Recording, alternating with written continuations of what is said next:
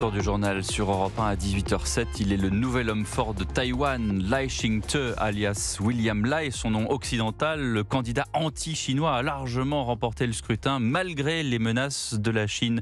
Bonsoir Sébastien Le Belzic. Oui, bonsoir Pierre, bonsoir à tous. Pékin vient de réagir et affirme que la réunification est inévitable et ce malgré ses résultats. Oui, toujours la même dialectique en fait, côté chinois qui a dans son viseur le nouveau président élu de Taïwan, William Lai. Lui-même se qualifie d'indépendant pragmatique. Alors qu'est-ce que ça veut dire ? Eh bien, cela signifie une indépendance, une souveraineté de fait pour Taïwan, inacceptable évidemment pour Pékin qui vient donc de réagir. Mais avec cette victoire, un troisième mandat d'affilée pour le Parti démocrate progressiste, on est clairement sur une ligne anticommuniste. Écoutez William Lai, le nouveau président élu de Taïwan, il s'exprimait juste après l'annonce de sa victoire. Grâce au peuple taïwanais, nous avons écrit ensemble une nouvelle page de la démocratie et montré au monde à quel point nous chérissons nos institutions démocratiques, ce à quoi nous ne renoncerons jamais.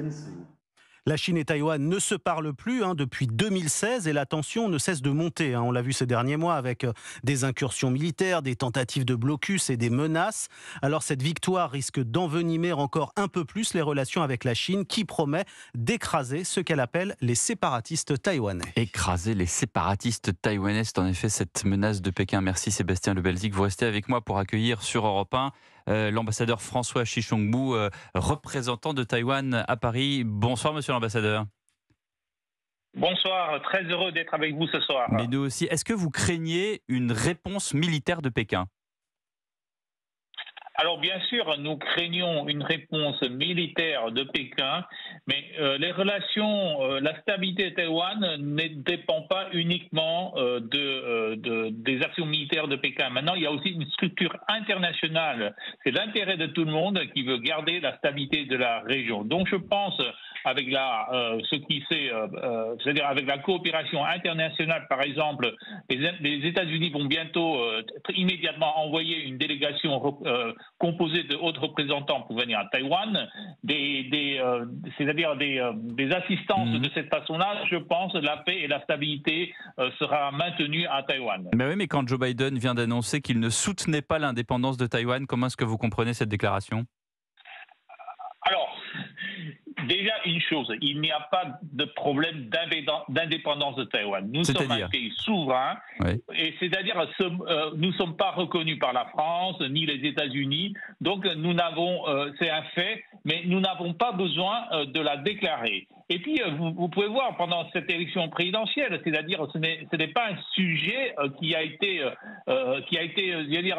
trop évoqué, et c'est tout le temps une question de guerre et paix entre Taïwan et la Chine. Donc Taïwan reste un pays souverain, non reconnu par la France, non reconnu par les États-Unis, et nous ne ferons pas cette déclaration parce que nous savons très bien que ce mot, c'est un mot sensible et qui peut mettre la Chine en colère. Sébastien Le Belzic.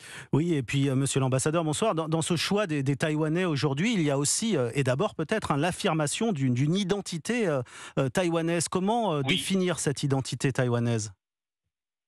Alors moi je pense cette identité taïwanaise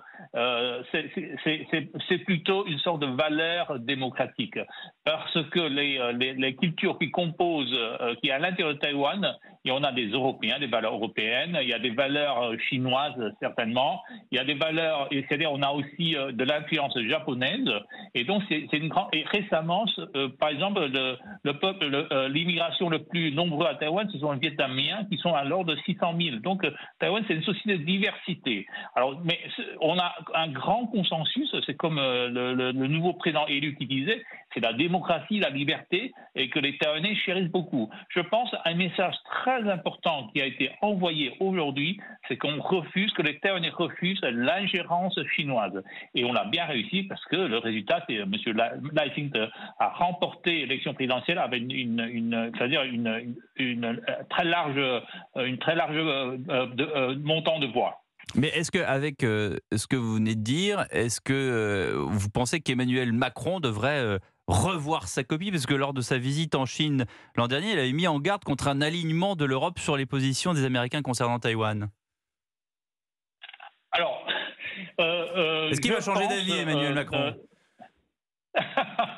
Non, je pense que M. Macron a quand même été le président qui a gardé le plus de neutralité entre Taïwan et la Chine. Et puis, c'est l'intérêt de la France aussi de vouloir préserver cette stabilité. Il ne faut pas oublier que la France vient de passer la loi pour la programmation militaire et qui dit que la liberté de la circulation maritime dans le détroit de Formose et la mer de la Chine du Sud, c'est un intérêt de la France. Donc, vous voyez, Emmanuel Macron s'est beaucoup engagé pour que la région reste en paix et en stabilité. Une dernière question, Sébastien Lebazik. Oui, autre intérêt d'ailleurs pour la France comme pour tous les pays de la planète, c'est l'importance, le poids de Taïwan dans l'économie mondiale. Vous avez parlé du transport maritime, mais il y a aussi les semi-conducteurs. Taïwan, c'est le premier fabricant mondial de semi-conducteurs.